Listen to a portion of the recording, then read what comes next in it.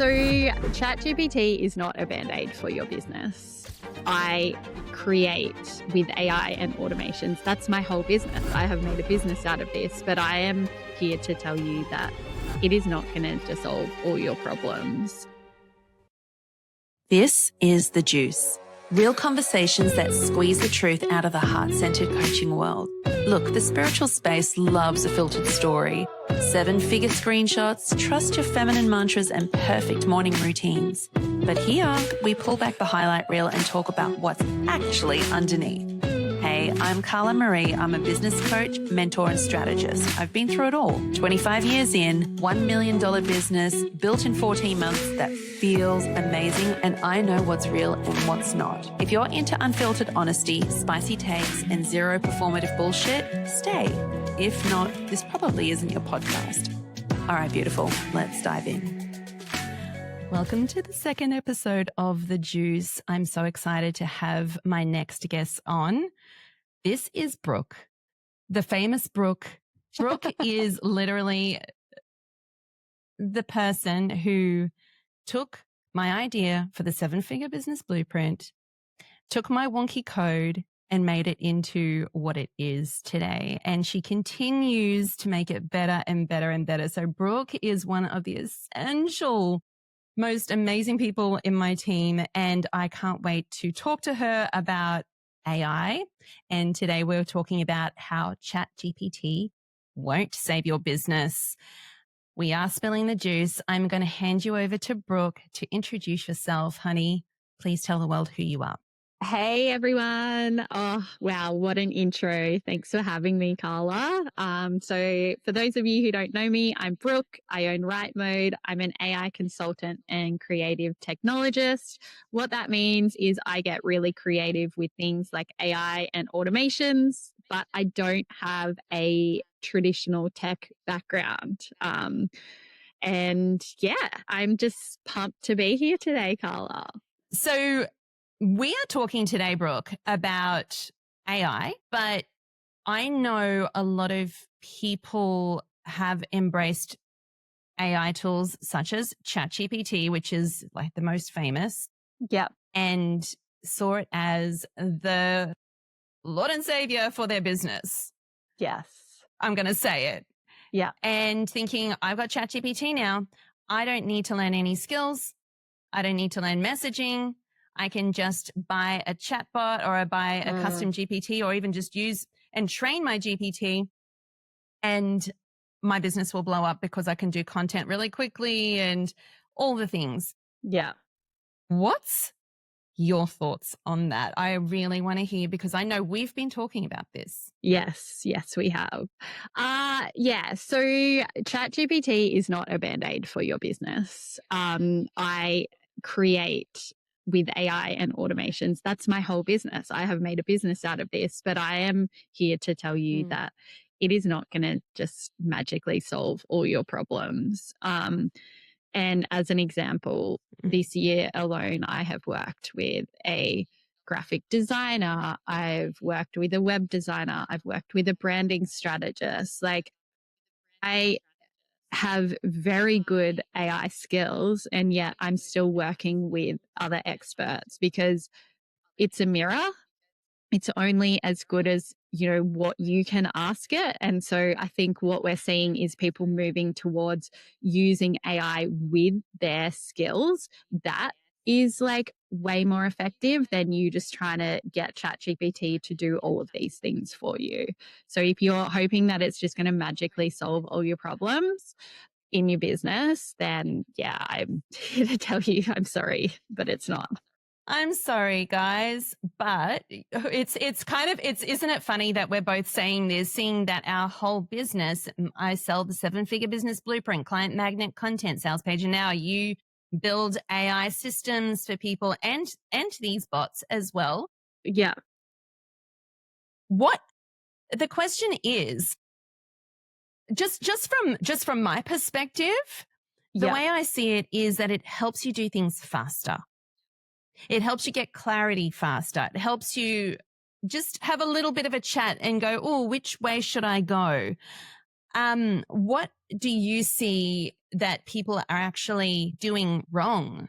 I think it's like expecting the world. I also think it's like overestimating what AI can actually do. Like you can do amazing things, but I spoke at a conference like 2 weeks ago with some amazing AI leaders, and they were saying the same things. Like you're not going to see programmers like no longer be employed. What you're going to see is like those really good senior developers use AI alongside it, and something that may take 4 weeks or used to take 4 weeks may take a day now. So if you've got good skills in an area and you use AI with you, you can iterate and get things out a lot faster. But if you're like, I'm just going to use it for all of these different things that I need in my business and I don't have to pay for any of them anymore, that's where I think people are kind of falling short. Like maybe you will get better results than if you tried to do it all yourself. But if you want good results, like the branding strategist that I work with, I know 100% she's using Chatgpt, but she's using it in a way that I never could because of all of her knowledge, that she's built up over the last 10 years. Absolutely. Just understanding how I use it. So when I created the prompt for the six-figure business blueprint, and then we had that meeting, and we were like, I was like, oh my God, I'm thinking about doing a GPT and I've got it all coded. I'm just right at the edge. See, the thing is, I've had 25 years of building websites and understanding code and understanding how things were put together. It was just more of the fact that I was growing my business and I couldn't afford to go down a rabbit hole anymore. And when I found Brooke, this is Brooke's business. This is what she does. And we literally grew it. Like Brooke did it and we grew. Remember the nights that we were doing it together? Yes. Chat would run out of memory and we're like, no. I know. I feel like on the paid version, we even hit limits, which like has only happened once or twice. Like that's how much we were, testing and trying to build this thing. But we needed to know, we knew that was possible, what we were trying to build. Mm-hmm. And then we, reverse engineered like, okay, well, how do we actually make this happen? Because we had that knowledge to be like, okay, we know that this is possible. We know that we can build this like infrastructure and then get the custom GPT to call that, which was just the actual executing of that took so much time and just many, many, many iterations. But that again goes to show like that's what you need with like we knew to ask, we were like, hey, this, I'm trying to get this to work. I know it needs to do X, Y, and Z. How do I do that? But we knew the questions, like I knew those questions to ask. If you're just going like, hey, I want to build this thing, it will just go, oh yeah, sure, I can do that. Here's how we do it. And then lead you down this garden path. There were times when I was like, hang on, that's not right. Like I know that that's not possible. And I think that's where people come unstuck. We've had this with the 7-figure business blueprint when people are using it and Chad is like, oh, do you want me to just send this over to Canva for you? And then they're like, well, it's told me that it's doing this thing. And it's only if you have that knowledge that you can be like, oh no, hang on, that's not right. Exactly. No matter how much we have tried to code that out, it's still a Chat GPT thing. So that's a large language model thing. So it doesn't matter if you're using Chat GPT, Claude, Gemini, all of the large language models, they are designed to help and serve. And so inherently, they don't even know really why they do this and how to fix it. But they will, it's the hallucination. They are like, okay, yes, I can do this thing. When in fact they can't. Like, and it's just a pitfall of AI. And it will get better. But for now, I think it's really very important for people to understand to be discerning still with using AI. With the with the 7-figure business blueprint, it's groundbreaking. We've got to say that it is groundbreaking for what we're selling, from what I'm selling it for. If it's people crazy. knew how that was built and the infrastructure that actually goes into one, just building that, but then maintaining it, I think people like it would blow people's minds. So what does go into maintaining it, Brooke? Tell me. I wish I had my assistant Bella on as well. I think that I get, anytime that ChatGPT does an update, we are inundated with emails. Anytime that somebody just enters something slightly wrong, or it's a big upkeep. And this is the thing. It's like AI is brilliant. This tool and the other tools that we've built, Client Magnet Content and Sales Page in an Hour, they're brilliant tools. However, you do have to understand still how to use it and be discerning on how to use it as well, and what goes into it. Yeah. I am so proud of what we have built. Like, it is amazing, and they really are groundbreaking. But you need to also, you know, not outsource your critical thinking skills. Like, if something is like, if you feel like chat is maybe over promising, like, just check in and be like, hang on, like, do I really think that this is possible? Say like the Canva thing, or it's just, you still need to maintain your own kind of critical thinking and discernment when using these tools.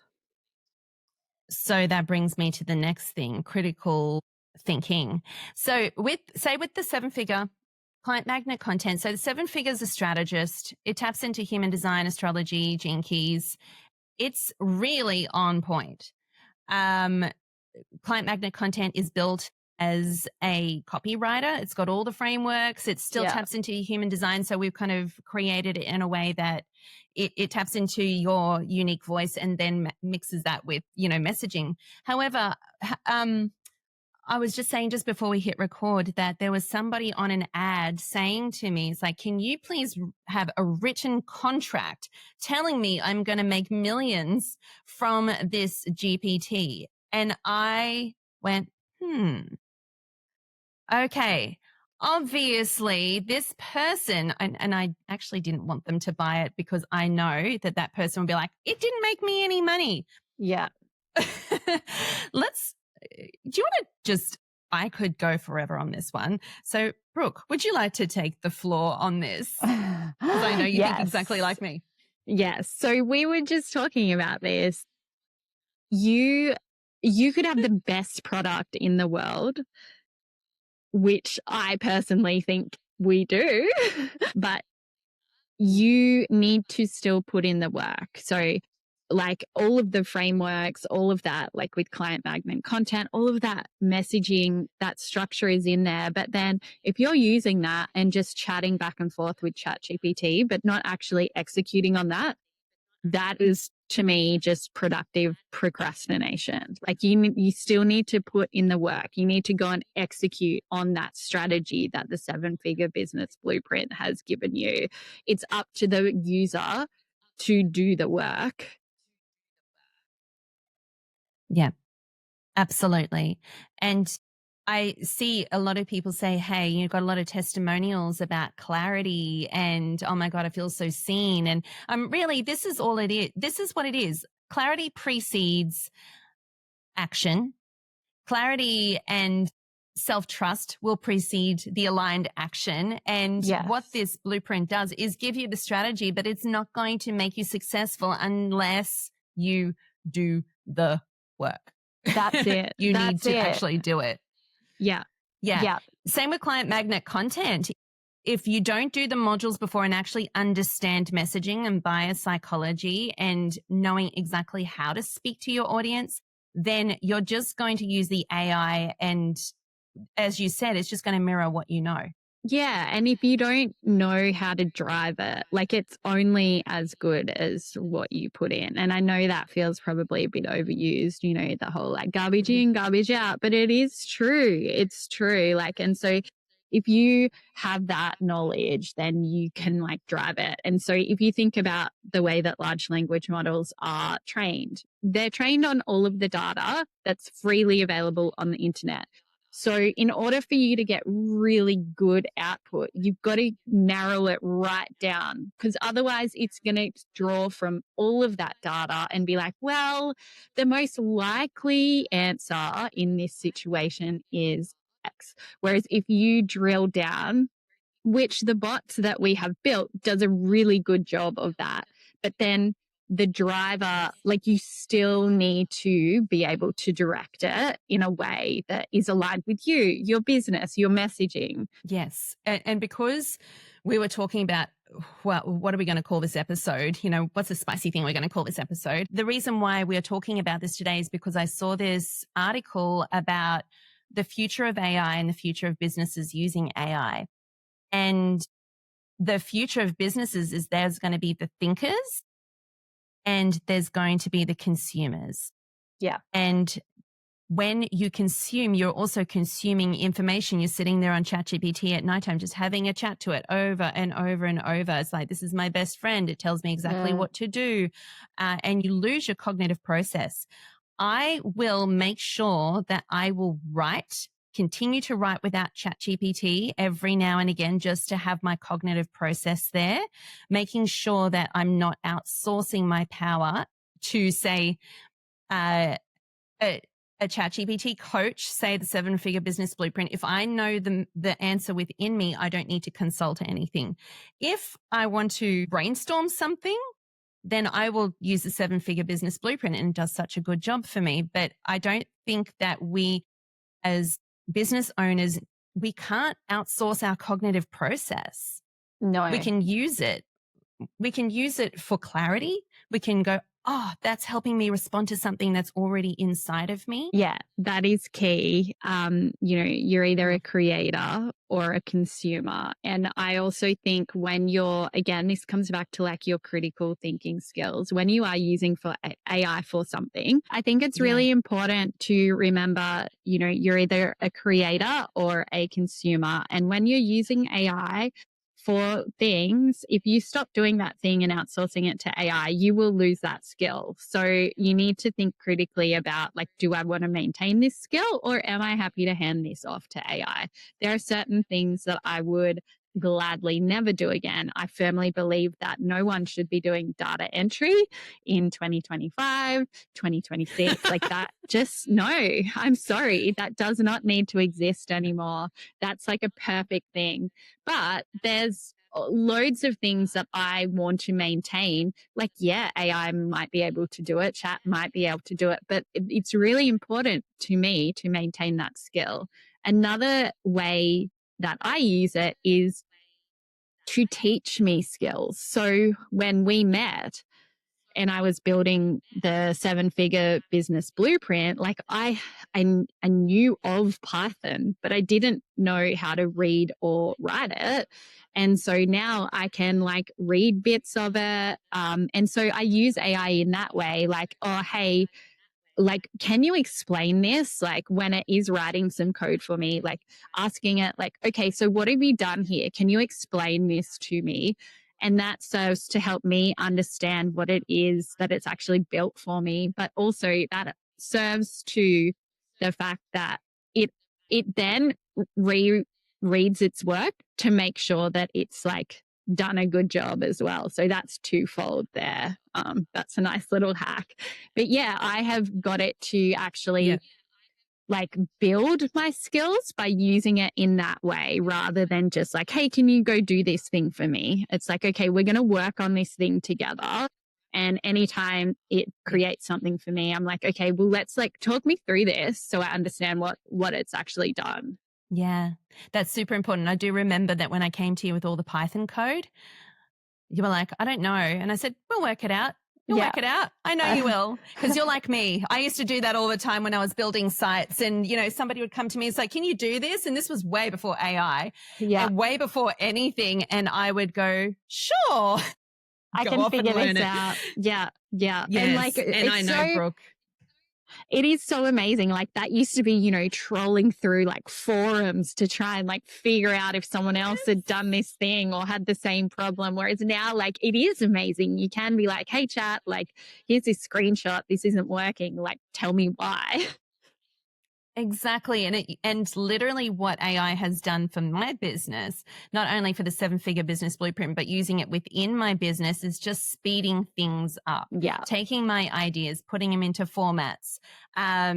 It's just sped everything up. As a manifesting generator, I love it because I can get things out in lightning speed now.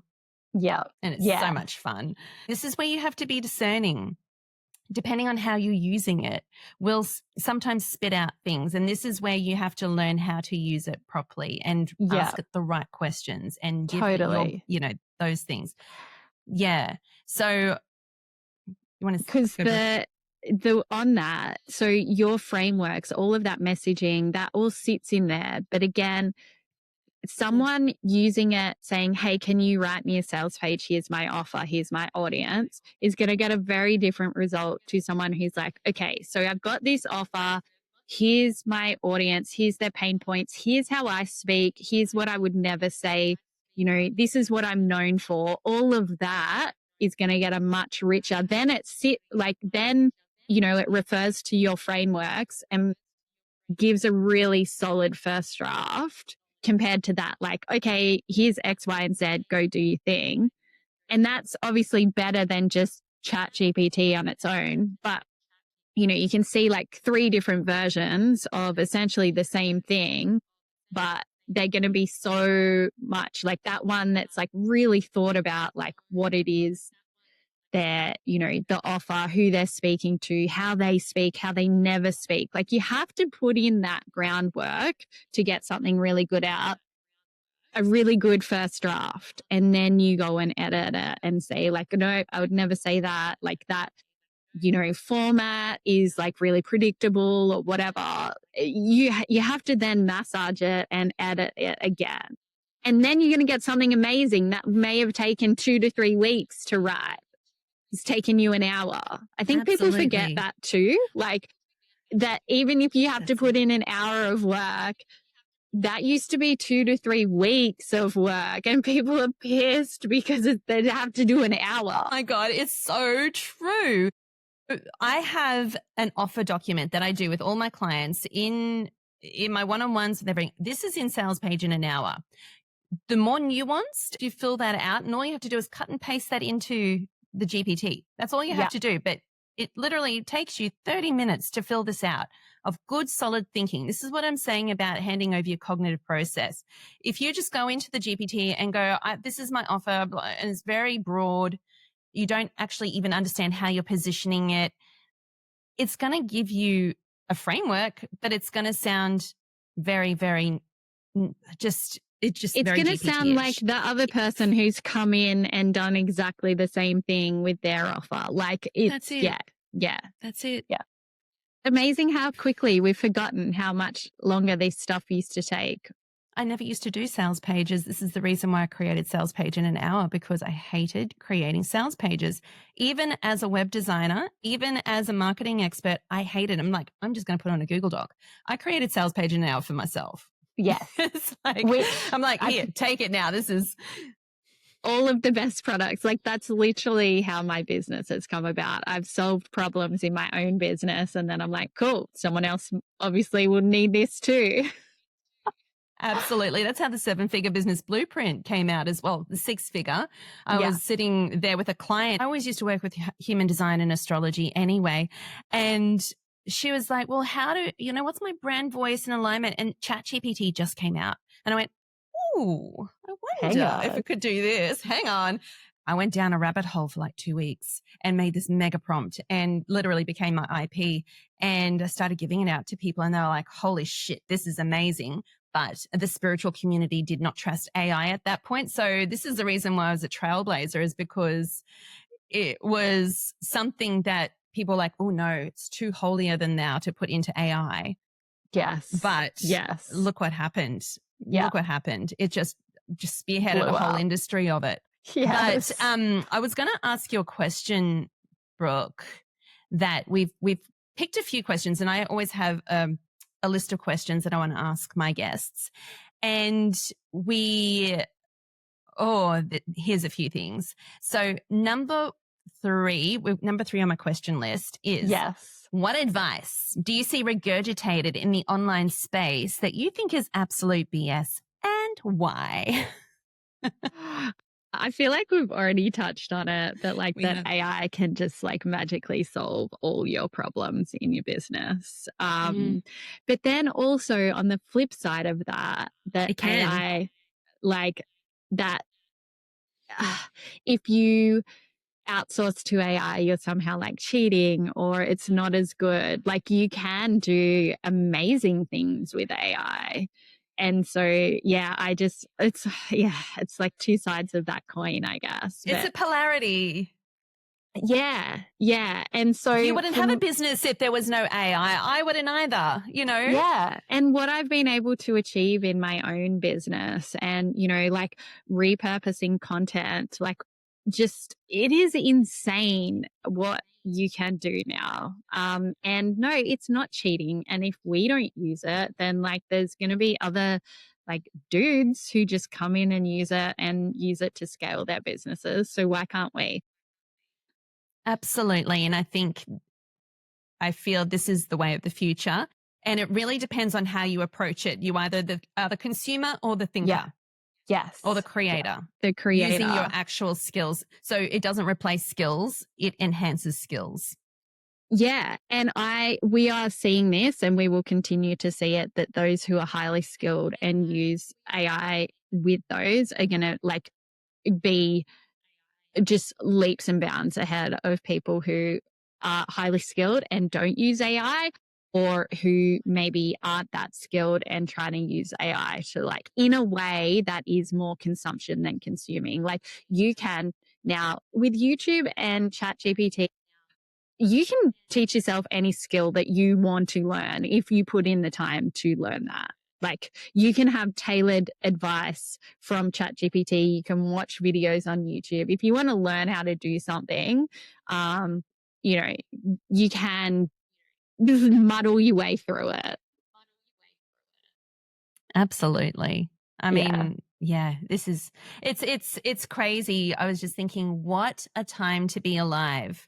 I was telling my partner the other day, because he's creating a bot for something and he's going through the whole, I'm running out of memory, all of that stuff. And he yesterday he said, I was having a fight with it. And I went, please be nice to ChatGPT, because when the robots take over, they're going to remember you. Oh, that's so good. That's so good. Again, that comes back to like outsourcing skills to like, are you going to outsource? Like, are you going to stop being polite to people? Because if you are not polite to ChatGPT, like it's more likely that you're going to like speak like that to humans now too. Like they've come out with research backing that up. So keep that skill. Really? Yeah, they have. Maybe we should put a little quote on our support emails when people come in and are really rude. Like, we could say, up. hey, AI's going to remember you. No, yeah. We will. It's going to be your karma. And they're gonna we're the leaders, so we get to choose who the robots take out. That's it. Yes. Yep. We get to choose. So be nice to us, please. Yeah. Oh my God, Brooke, that is a different podcast altogether. Yeah. All right. So we've got another question. So what is the part of your success that you don't talk about publicly, but feel like women need to hear? Yeah. So I think just how much work goes into actually building a successful business. Like, it takes a lot of work and requires a lot of support. And yeah, what you don't see is like for me, I have wanted to be like the best at this in my space. And so that requires a lot of work. It's not something that I feel like resentful about. I love it. And that's why I put in all of that work. That's why on a Friday night, I'll be learning something. I'll be building like a new automation so that I can figure out these skills. But that's so much of the behind the scenes that you don't see on Instagram, is the amount of work that I'm putting into this. And I think you can have an easeful lifestyle supporting business like I do and like you do, but it's still work. It's still hard work. Yeah. Hard, I suppose, is subjective. But it's a lot of work. Yeah. Hard, maybe that's not in, I guess, the way that people maybe they're like it's not a negative thing, but it does require like grit or yes. You have to like want to do it. Like you have to put in the work and you have to want to, otherwise that's when you end up resentful or burnt out but it does require a certain level of grit. Not every day is amazing, but overall it is incredible and it's worth it. But there's still work involved. I think that's what I want people to understand. You can't just you can't just like magically outsource all of your business to AI and expect the world. Like you still need to like put in the work. But if it's something that you believe in and that it's worth it, then it is easy. Then those Friday nights when I'm like got my laptop out, that actually feels like fun and creativity for me. I live for nights like that. I'm like, oh, I know you do because we're normally on WhatsApp with each other. And I'm like, I don't want to go out because I'm watching a YouTube video on say the new updates on Meta or this new AI thing. All right, Brooke, well, let's move on. And I just want to ask you a very spicy question because I know that we've also had chats about this. What are you no longer available for in this industry? Offers, audience, the industry itself? What? Yeah. Take the floor. Oh, thank you. There's a couple of things here. So I'm no longer available to just answer a few quick questions in the DMs. So that definitely is a boundary that I've had to put in because it's essentially people wanting information or my expertise for free. Also, I have recently, a few months ago now, restructured my offers because I was getting people kind of doing a one-to-one session, which was significantly less than my workshops to like as a way to bypass the workshop. So that, and again, that's all learning, right, in business. And then, just have definitely had people kind of take ideas that I share and then share them as their own, or slide into my DMs and be like, oh, let's collaborate.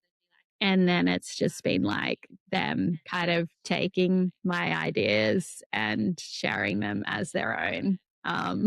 So that I'm no longer available for that. It teaches you to be more discerning about who you share things with, doesn't it? I think I assume that everyone has the same intentions and values as me, and that I would never, if I see something online and I'm like, damn, I wish I thought of that, I don't then go and recreate that thing as my own. That kind of pushes me to be better and come up with something more creative or a different angle. I will look at that and be like, damn it, that's awesome. I wish I thought of that. Not like, I'm going to take that now. But that has happened to me. Well, I think we bonded on that actually, because when we met, I was like, just so you know, I'm a bit of a lone wolf and I don't trust people because this has happened to me. But I know that when I did the prompt and I had the same thing happen as Brooke. And I think that Brooke and I really bonded on that because we both have that same belief system. It's like, I don't mind if somebody's in a completely different niche. They wouldn't know who you are, bar of soap, completely different audience. And it's like, oh, how can I adapt that idea to my niche? That's a really good idea. Whereas if you're in the same niche, overlapping audiences and everything, and you go and take that same idea and make it your own, I don't know. It seems a little bit. Yeah. And I think because I just wouldn't do that, like you just kind of expect that other people will do the same. But that's just not what happens. That's not what happens at all, a lot of the time. No. Welcome to the online world. Yeah. I just use it as motivation to be more creative and just push the envelope more. That's exactly it. I do remember when that happened to me as well. I got a little bit pissed off for a couple of days, and I went, all right, how can I be better? As not better than her, better in myself. How can I continue to grow in myself so that I am a category of one? And no matter what I do, it's because I'm Karla or because you're Brooke. Yeah. And so something that I have done with that too, and because I was finding that I was having these like kind of really strong reactions to seeing stuff and being like, I'm sure that's mine. I've just like hidden people that make me feel like that, or like on social media, like I don't follow anyone else in my niche. So because also I want to feel like whatever idea I'm coming up with is my own. I don't want to be influenced by anyone else. And so I just like honestly have my blinkers on, and I'm like, I don't even know what other people are like posting, what people are doing. I don't anymore, because I'm like, one, I was having this really strong reaction to it, and two, I just want to like be in my zone. It's the difference between a thinker and a consumer. I'm exactly the same. I had to literally block everybody out. Like even people I love. In human design, there's open centers, the crown, the ajna, and sometimes people will see something, pick it up and not know where they picked it up, but all of a sudden, oh, that's mine, that's my idea. And sometimes they might not even think that they're doing anything wrong, but they saw it and think it's their idea in a way. And that's because we're picking up so much information all the time. If you want to be successful and be a category of one, you do have to put your blinkers on. Yeah. In essence. Yeah. Exactly. Yeah. Good advice, Brooke. All right. We've got a few more questions to finish. All right. I'm going to give you a 30-second timer. Except my phone is up there, so I can't actually fully 30-second it, but I'm just do it as quick as you can. Okay. You have 30 seconds in front of a group of women, just building an online business. What do you want to say to them?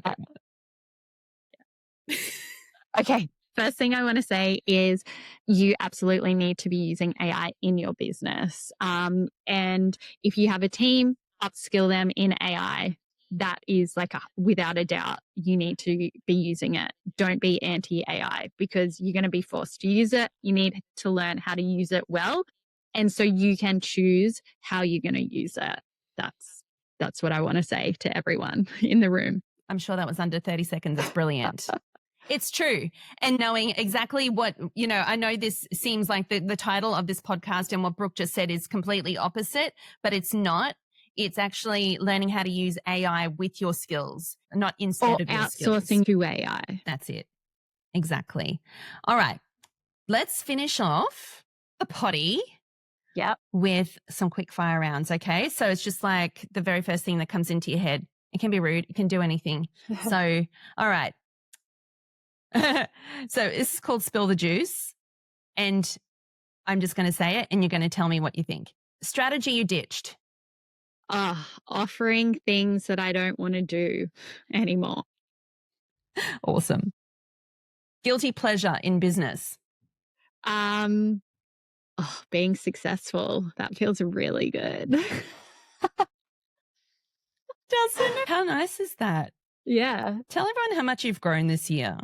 By the percentage. Yeah. So I've grown my revenue by it's like over 350% since January. And my audience on social media has grown by over 1,000% now. Yeah, I didn't have an email list at the start of the year. It's coming up close to like 800 now, and it's highly engaged. That's the other thing I will say too. So yeah, it's been an incredible year in business for me. And it feels so good because I've done all the things that I said I wanted to do this year. That is so important because you've kept those promises to yourself, and that gives you the confidence to keep doing more things. 100%. Oh, I love that, Brooke. I love it. Okay. Embarrassing first launch story. Oh, okay. So let's wind it back. So I used to run women's run coaching and running retreat business. So yeah, just thinking about like all the stuff that I've learned since that first business. And like I was so scrappy. The like offer was amazing, but like just thinking about like everything was manual. Like the Canva kind of like all of the designs, all of it. That very like, but it's fun to look back on because you're like, man, have I grown since then? That was like 6 or 7 years ago, you know, like and I've learned so much in that time. Which brings me back to our very first episode, no such thing as quantum leaping. Look at all of the things that go into a business, and you see somebody grow quickly in that year, but it's only because it's been cumulative, because, you know, all of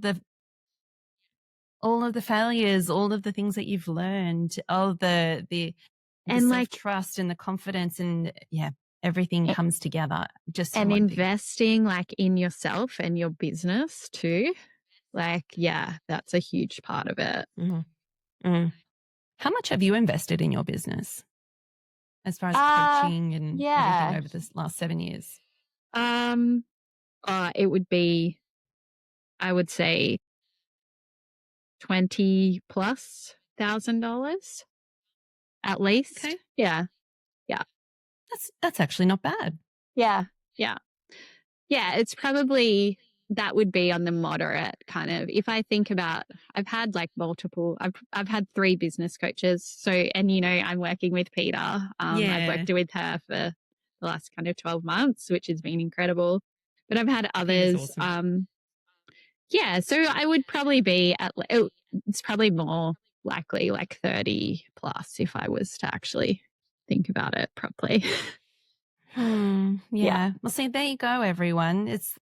It's all cumulative. Even though you go, oh, that business coach didn't work, that business coach, you always learn something. You always take away something from it, even if it's like, that's not how I want to build my business. Yeah, exactly. Yeah. And also I think readiness, you know, as well. Like you've got to kind of, again, be ready to put in the work and that sort of thing. And you kind of learn something. I've learned something from each of those, even if they weren't a perfect fit. But I've also learned so much about myself in that time too. Amazing. Oh, that's awesome. So, okay, Brooke. So last one, because we're talking about AI here, let's tell our audience how they can actually use AI in their thinker mode that is going to grow their business. Because we want to leave everyone on a positive note here about AI, not saying, oh, you know, it's not going to grow your business, because it is. How can you do that? Just give an example. Yeah. So I guess as an example, like every single piece of content that you see on, you know, my socials and email is actually like AI has had a part in that. And so if you learn how to use it really well, it can be amazing. So just because you see someone else and you're like, oh, that's totally AI, doesn't mean that every single piece of AI content is going to look and sound and feel like that. So as an example, I do one talking head reel most days. That is me. You know, I've come up with maybe an idea with Chatgpt, but then the talking head reel is me. Then I get that transcribed and all of my carousels are auto-generated from that idea. So I'm able to show up on Instagram 3 times a day from that one piece of content. And that's AI doing that for me. That's amazing. And then you also upload that to TikTok. You've got threads, you've got an email. So Yeah. that way And- you can have that one piece of content and then the rest of your marketing for that week or, Yeah, the day. Well, actually, the that day. week is done. Yeah.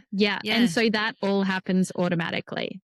I post natively to TikTok with that talking head reel, and then it is repurposed. The caption is created that's more suitable because we need to think about the platforms that we're on. Yes. For Instagram, the video is stripped from threads and it creates all of my threads. I would say 98% of my threads it's all AI generated from my transcript. I don't even write those, and they're automatically posted out. So I know that I've got a lot of people listening that are into human design that are wondering how they can build their business with aligned to their human design. They have the 7-figure business blueprint and they get this idea and then they're like, oh my God, I have to do it. So if you're actually any energy type, you can hear what Brooke just said and cut down the time that you take to action these important steps in your business that you need. Obviously, we need consistency for the algorithm and for our audience, but it's actually kind of faking consistency. You don't have to be consistent anymore. You can just be in your creative zone and let AI take your words and place it all over and repurpose it. Exactly. And you can spend time thinking about a good quality piece of content rather than 10 pieces of average content or 10 pieces of like AI mid-generated content. Spend time working on one good piece of content and then get AI and automations to just like cut it and like get it out into those other platforms for you. Amazing, Brooke. All right. Well, tell everybody how they can work with you. And if you have a low ticket offer or a workshop you want to promote, take the floor. This is the amazing Brooke Wright. Thank you so much for being on. This has been so much fun. So I hang out on Instagram a lot, which is at Wright with a W _mode. I have a 4-hour workshop coming up in February where we build your AI dream team. I do have I provide so much free education because that is part of my mission to help women use AI well. So if you jump onto my website, there's a whole bunch of free workshops. And just come find me on Instagram, say, hey, I would love that.